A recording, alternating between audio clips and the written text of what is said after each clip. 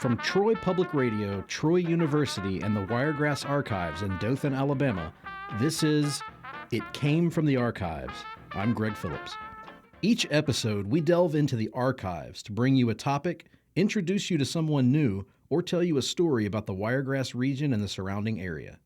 Our guide is Marty Olliff, director of the Wiregrass Archives at Troy University. Today, we have a salty subject for you as we delve into the history of Dothan's National Peanut Festival. Given the prominence of the festival, you might think that Dothan had a lifelong relationship with the peanut, but it turns out the city's first love was cotton. And if it wasn't for a pesky little insect, that relationship might still be going strong today. There's a reason Dothan is nuts for this legume, and here's Marty to tell you more. Well, you know, the National Peanut Festival has a prehistory as well. The earliest large gathering, festival-like gathering, where people were called in from outside the area and were invited to come to the Dothan area, seems to have been 1908, 1909, 1910. This was outside of the Houston County Fair. This was in addition to it.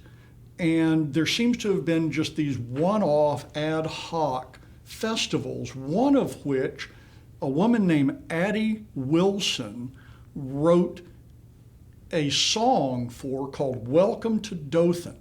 And we have 4 pages of song sheet at the finding aids, on our online finding aids for the Wiregrass Archives. The Addie Wilson collection is 4 pages of song sheet for this, I believe it's 1914, Welcome to Dothan, which was for the Dothan Fair of that particular year. I have never heard this piece played. So if one of the listeners wants to sit down, find this thing, play it, record it, and send it to me, I would be just overjoyed. And if there are any Dothan officials listening to this podcast, shout out to any of my friends at the Houston County Commission.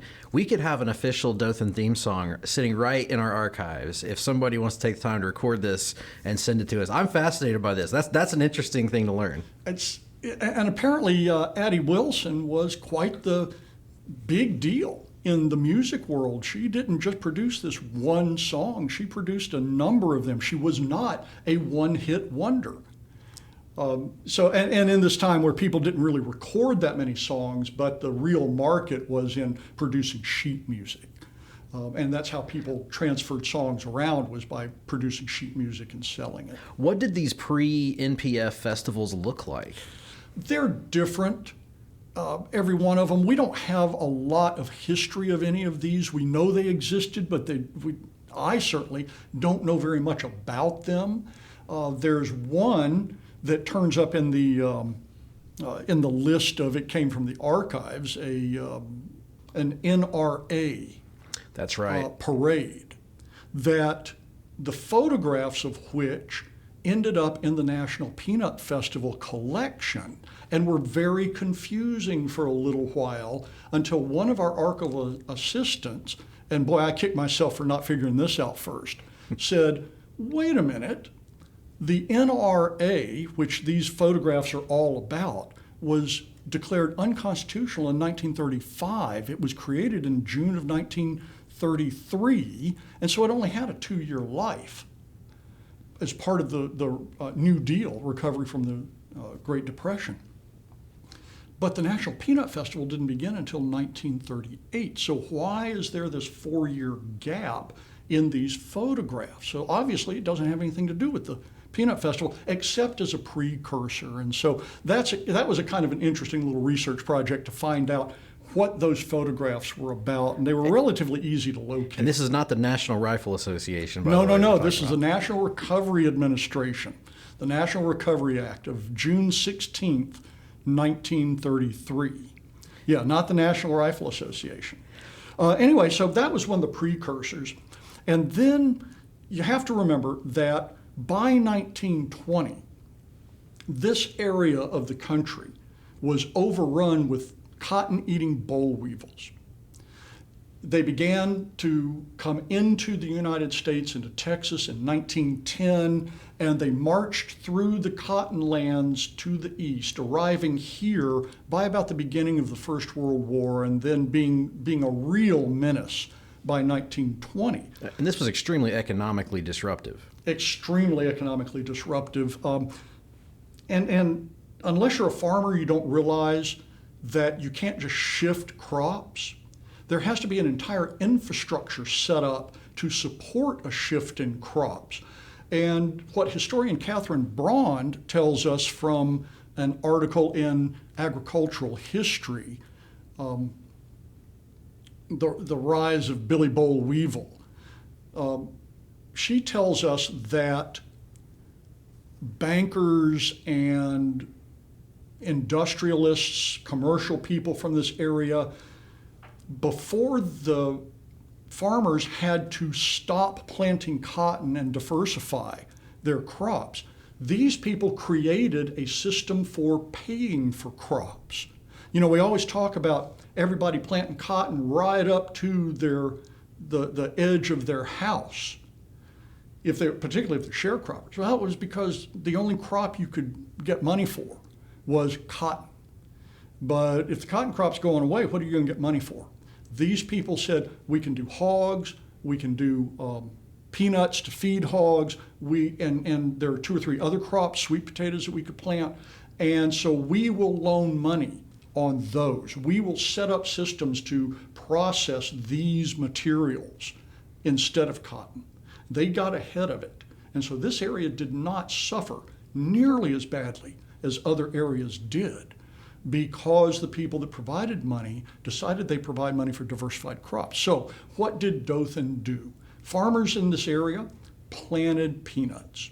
Peanuts were not a human food at that point. The old song that you may have studied, well, if you're my age, you did study, in grammar school, you learned to sing in grammar school, Eating Goober Peas, which was, everybody always said that was an old Confederate song. It was because these guys were starving, and they ate whatever food they could get, and they were reduced to eating peanuts, which was hog food. We also found out you can't finish hogs on peanuts. It makes the meat terrible, but you can start them on peanuts. Anyway, so Dothan becomes the peanut capital of the world. It probably isn't, but we like to say that. It began in 1920. For 18 years, people in the area planted peanuts, and they didn't completely get rid of cotton, but they substituted peanuts for very much of the income that they would have gotten from cotton, and helped to diversify agriculture, and by getting rid of some of their cotton acreage, began to eradicate or at least control the spread of boll weevils. Boll weevils, like any other plague. You know, the fewer cases you have of it, the less likely it is to spread and to change and to become even worse. So these guys reduced that by planting peanuts in particular, and using them to feed hogs with. And it was fairly simple. All you did was turn hogs out in the peanut field, and they'd take care of themselves. You know how hogs are. Oh, absolutely. Yeah. So anyway, by 1938, the area decided to celebrate. And I'm not sure exactly who started this, but this was put together, and it's not an unusual thing to create or to have a body that is comfortable creating a large festival. I think they thought it might just be one-off. So in 1938, that festival was 3 days long, and it culminated on Armistice Day, November 11th, what we call Veterans Day now. They had a beauty pageant, which we still have. They had a community banquet, which we don't have.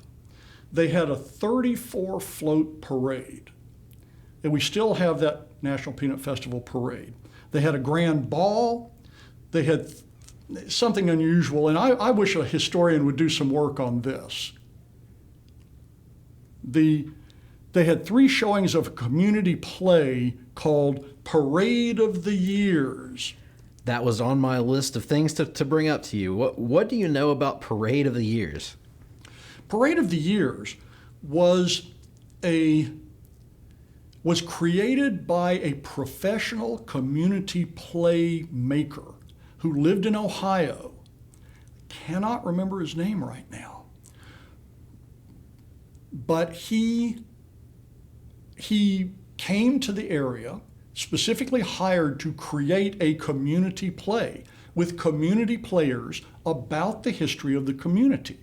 He had a cast of 400 people in this community play. And over the 3 days, 15,000 people showed up. That doesn't mean 15,000 people all at once, but the total attendance was 15,000. That's a draw. That's an attraction. It's an attraction. It certainly is. So this was about the history of Southeast Alabama, about the history of Houston County and Henry County before it, and the history of the Wiregrass and the history of Dothan, all rolled into one with various people playing various characters. There wasn't necessarily a plot to this play. There were what in a slightly earlier era would have been called tableaus, which were set pieces, people posing, and you would be reminded of the story that they're posing about. But here they had lines to say and a little bit of action, but almost like a skit, almost like Saturday Night Live, but for Dothan, Alabama, with a cast of 400. That's incredible. It honestly reminds me of some of the projects we did in high school, where we'd have to, okay, you get assigned Alexander Hamilton, you have to reenact some event of his life or some such. Was this a one? It sounds like this was a one and done, and that kind of, this was a one-time thing, and then we don't see that today at the National Peanut Festival. No, and in fact, the only time that I think it occurred, and again, I haven't done any deep research, but looking at the collection, we have the script for 1938, and that's it. So the following year, they may not have hired him, and in fact, the National Peanut Festival changed a little bit. It wasn't called the National Peanut Festival. It was the Peanut Festival. That nationalization came much later when the festival became part of a growing and kind of bureaucratized association of Big festivals. Peanut, if you will. Big Peanut, yeah, Big Nut. Yeah. It's a legume. The Peanut Festival only lasted about 3, maybe 4 years, and it stopped during World War II. Didn't pick back up again until 1946. That was the first Peanut Festival after that. But back to 38, the big deal in 38 was the keynote address by Dr. George Washington Carver of Tuskegee Institute. Wow. And I saw this and I was like, that's remarkable. This is a huge piece of history. How did that come about, if we know that? And what was the reaction at that time in the segregated South? George Washington Carver was well loved in this area. He wasn't exactly real to most people, white or black. He was removed from us. He was at Tuskegee. He was extremely well known. He was a celebrity who was a very humble individual, so he didn't play his celebrity very much at all. He had an odd speaking voice. It was very high, almost a falsetto, which led many people to believe that maybe he had been emasculated at some point, that he had been castrated at some point. And I don't know whether that's true or not. I have heard one recording of him, and it is very odd to listen to him speak. He speaks like a very small child with that kind of vocal range. Very interesting. We have the cover of the program for the 1938 festival shows a picture of him speaking, but there's even a little bit of controversy. The archivist at Tuskegee Institute, when I was speaking with him about this, said he wasn't so sure that Carver made it. Oh, really? Carver was very sick in 1938 and canceled appearance after appearance. But I believe that the newspapers would not have said that he was here if indeed he was not here. That's just too easily disproven. That's a hard falsehood to maintain at that time. So I believe he was here. I believe the archivist has some, at Tuskegee has some good ideas, but maybe they didn't apply. My concern was, where did he stay? Because that's where segregation really does come into, does come into play. Apparently he didn't. It's very possible that he took a morning train down, spoke in the late morning or early afternoon, and then returned to Tuskegee on the train and stayed at home. Did not spend the night down here at all. His speech wasn't real long, maybe about 30 minutes. And it was attended by a large crowd. I don't remember exactly how many people the newspaper said attended, but I remember thinking, that was a pretty good sized crowd. So, and he spoke at what became Memorial Stadium. Okay. So these things were held in various places around town. They weren't held at one specific site like now or like a little bit later. That actually ties into one of the questions I was going to ask you is, I think in 1950, sometime in the 50s, I believe, they settled on a central location, which was the Houston County Farm Center. And of course, now we have the site today. But in those days, you say it moved from site to site each year, or even in the same year, it would be kind of spread out around town? In the same year, certainly in 1938, the events happened at different venues. For example, the Carver speech took place at Memorial Stadium, or what became Memorial Stadium, the baseball field, over on 3rd Street, I believe. And the Parade of the Years took place downtown at the Opera House. So, scattered all over the place. And then after that, there was some motion of the general venue. They tried to use the Houston Fair site, and maybe they used the Houston Fair site for a little while, but eventually in 1953 they started hiring carnival midways. That was a big deal, and that's an area of research that some aspiring historian really can dig into, is the various midway creators who would travel during the season, almost like small circuses. 1956, they added the agricultural exposition, and they moved to the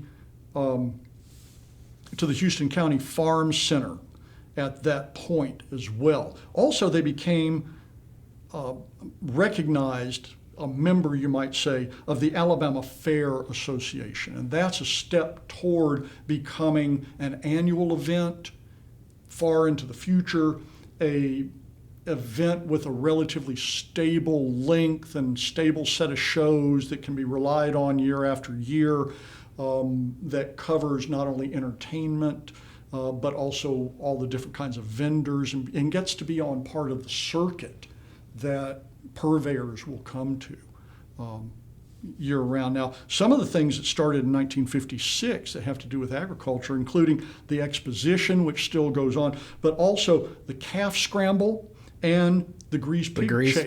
The grease pig chase. That started in 1956. I worked at the Dothan Eagle for about 8 years, and one of my colleagues, a legend in this area, Jim Cook, would often delight in covering the grease pig event every year at the National Peanut Festival. So that has its roots all the way back in the 50s. That's incredible. Yes, it does. Now, I may have told you a falsehood that they moved in 1956. They didn't. They moved in 1959. It had an annual search for a venue up until 1959, and it was in 59 that they settled in the newly built, at that point, Houston County Farm Center, which is over there on Cottonwood Road and Ross Clark Circle, out there. They stayed there until 1999, and then they moved out to their current location at US Highway 231 South, where they have been ever since. Well, I think the main reason I wanted to tackle this, and I was excited to tackle this, and I think one of the reasons for this article's popularity, this collection has some of the most bizarre photos that I have ever seen that run on our blog, including, I think the one that there's several, but the one that stands out the most to me is the beauty queen photo of the young woman standing in her bathing suit and a satchel, and she has a gigantic peanut head, for lack of a better term. Her head is a peanut and her torso is a human woman. What is up with that? What is going on? That is obviously some kind of advertising photograph. One of the most striking things about that photograph to me, after you get over the initial shock of seeing this obvious, quote unquote beauty queen in her two-piece bathing suit. This was about the time that the bikini was introduced. And not only is she in a two-piece bathing suit, which is, relatively risque, her bathing suit is covered in peanuts.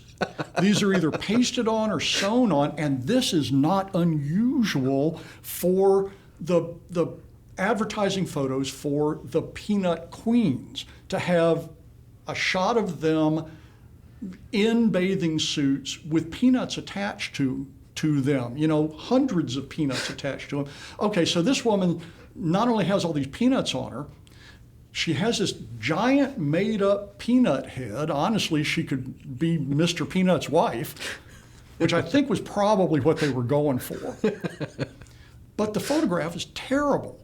As a photograph, it's a bad photograph. The lighting is stark. The shadows are relatively stark. You don't see it right at first because it's obviously a studio photograph, but the light is not well done at all in this photograph. But it's real hard to see that until you can get past the giant peanut head. Another photograph that's on the blog site is one that I particularly like because it's one you don't normally see. It's a very tight close-up, and you don't see these as tight close-ups, of one of the performers, a clown, sticking his head inside of an elephant's head. Yeah, so he's got this elephant drooling all over him.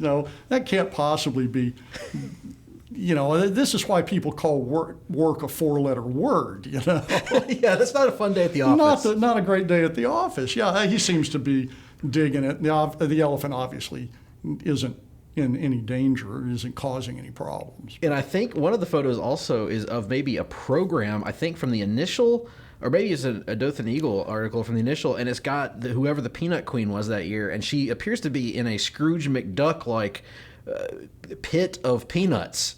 And like sticking your head out of there or whatever. They pose these poor women with all kinds of weird peanut-themed backdrops, sitting on bales of peanut hay all over farm equipment, lounging in their bathing suits and things like that. Yeah, that one, she is kind of arising, and she's coming toward the camera out of this big pile of peanuts, and she's slightly covered in them. It truly is a Scrooge McDuck moment. Now, do you have? Obviously, we only have room for a certain amount of photos on the blog, but do you have any others in your collection that you thought were odd that just struck you as like, well, that's an interesting time capsule or anything like that? I think one of the photographs that speaks to me. Actually, there's two of them. The first one that really speaks to me is a time exposure of the Midway at night with all of the lights on all of the rides and the displays and everything. And because it's time exposure, you get a sense of motion and a sense of brilliance that you wouldn't get from a quick photograph. And maybe it's just because I like time exposures like that. But one that I think is somewhat universal and speaks to what the National Peanut Festival has always tried to be, is a photograph from the 1970s of the tail end of the National Peanut Festival parade. At the tail end of the Peanut Festival parade, kids would just flock to it. They would ride their bikes, they would march along, and this was a recognized component of the parade. Now, we don't do it anymore because of safety concerns. But at this point, we weren't that concerned with kids' safeties. And this is a color photograph, a lot of kids all over the place, and the central issue in the photograph is a young African-American man, a boy, maybe pushing 9 or 10, sitting on a bicycle, looking directly into the camera with the most satisfied grin on his face. It's a beautiful kid in a beautiful situation, expressing this deeply held emotion of just exuberant joy, complete satisfaction with being part of this entire civic activity. And that's what the National Peanut Festival has always tried to be about. I mean, you can pick it apart and say, well, people had agendas and things like this. But the Peanut Festival, for everything that it is, has always tried to promote that sense of civic identity. That's its real core component. And the picture of this kid really picks that up. Whatever else is going on in life, here was his opportunity to be part of something that embraced the entire community. So we've reached the end of this episode, but definitely not the end of the Wiregrass Archives. There is still so much to discover and so many more stories to be told on this podcast. You can find more information on your own at troy.edu/wiregrassarchives. If you like this podcast, be sure to tell a friend, and we'd love it if you left a review at the App Store. It helps other people find the show. I'm Greg Phillips, joined as always by Marty Olliff, director of the Wiregrass Archives in Dothan, Alabama. This episode was recorded in the studios of Troy Public Radio and produced by Joey Hudson. Thank you for joining us for this episode. We'll be back again soon to tell you another story, and you'll know it came from the archives.